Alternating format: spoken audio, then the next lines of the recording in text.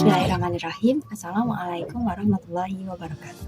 Perkenalkan, saya Cita Mutiara Bintang dari kelas PGS2A NIM 2440250178. Perkenankanlah saya menjabarkan sedikit mengenai pembelajaran mendalam atau yang biasa kita kenal dengan deep learning. Selamat menyaksikan videonya.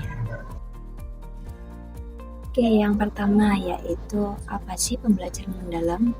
Jadi secara umum pembelajaran mendalam atau deep learning itu adalah sebuah pendekatan pembelajaran di mana tujuannya adalah berorientasi pada siswa. Maka dari itu pembelajaran yang diselenggarakan itu harus menyenangkan, kemudian interaktif dan juga melibatkan siswa di dalamnya. Adapun beberapa contoh strategi pembelajaran yang dapat mengcover semua tujuan deep learning yaitu role play atau kegiatan role play bermain peran, kemudian kegiatan diskusi, kemudian ada juga eksperimen, kemudian kerja kelompok.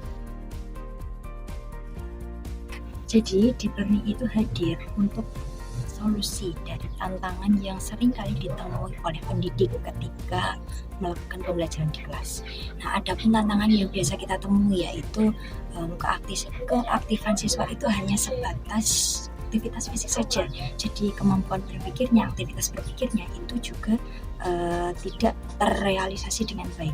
Kemudian yang kedua itu anak-anak tampak aktif hanya secara lahiriah, bukan secara pemikirannya. Kemudian terkadang anak itu hanya memahami sesuatu dari permukaannya saja, jadi tidak secara kontekstual maupun konseptual. Maka dari itu deep learning ini hadir dalam 4 kerangka kerja atau 4 panduan sistematis yang biasanya bisa diterapkan dalam pembelajaran agar tantangan-tantangan seperti tadi bisa terselesaikan dengan baik.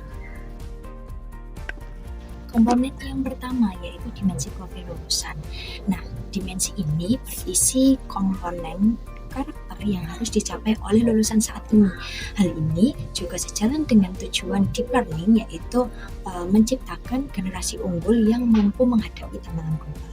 Adapun dimensi ini terbagi menjadi 8 aspek. Yang pertama itu keimanan dan ketakwaan kepada Tuhan Yang Maha Esa, kemudian kewargaan, ketiga penanganan kritis, keempat kreativitas, kelima kolaborasi, keenam kemandirian, 7 kesehatan, dan yang terakhir yaitu komunikasi. Kemudian yang kedua yaitu prinsip pembelajaran. Nah, pada prinsip inilah yang membedakan pendekatan pembelajaran mendalam dengan pendekatan pembelajaran yang lain. Adapun 3 prinsip tersebut, yang pertama adalah prinsip berkesadaran atau mindful, di mana guru dan siswa itu saling sadar, saling melibatkan diri secara utuh dalam pembelajaran yang akan diselenggarakan.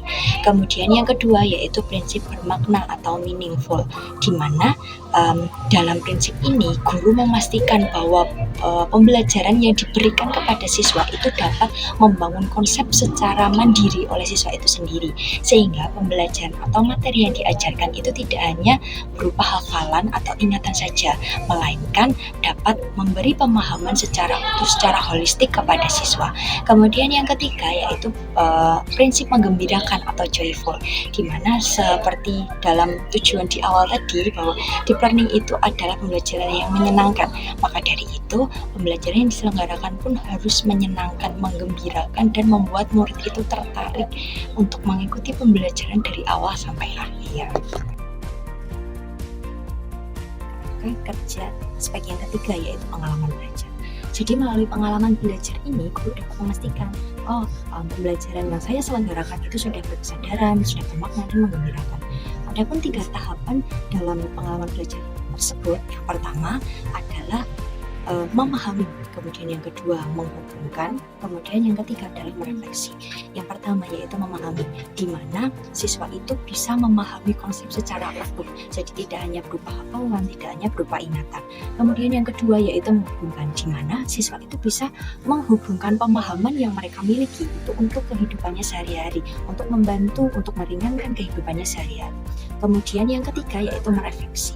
Jadi dalam pembelajaran itu apakah murid sudah gembira, apakah murid itu sudah senang.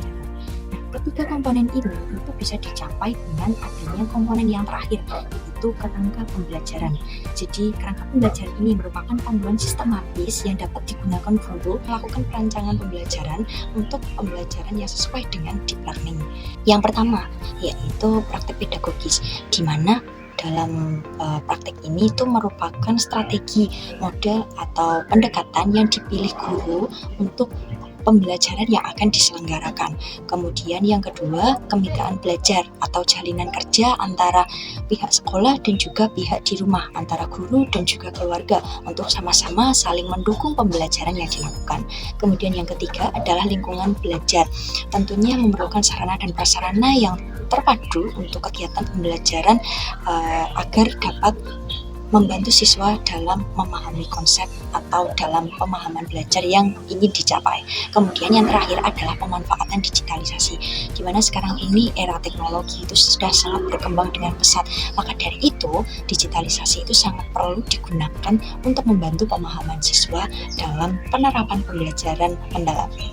Oke, itu tadi sedikit penjabaran mengenai deep learning atau pembelajaran mendalam yang dapat saya sampaikan. Terima kasih atas perhatiannya dan semoga bermanfaat. Wassalamualaikum warahmatullahi wabarakatuh.